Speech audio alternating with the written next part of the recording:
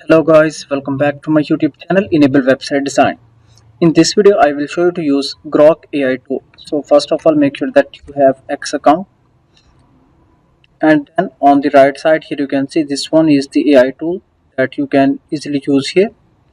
For example, let me type here generate profile description for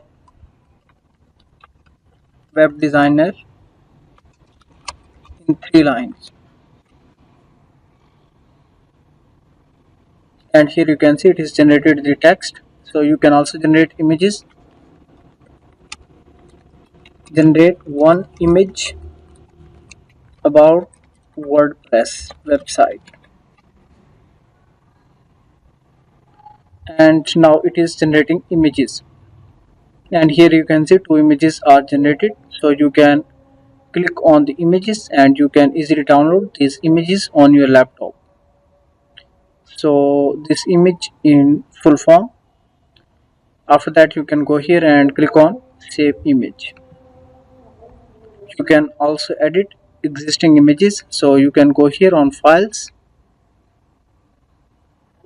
and for example now let me select one of the image. Please add text on image WordPress.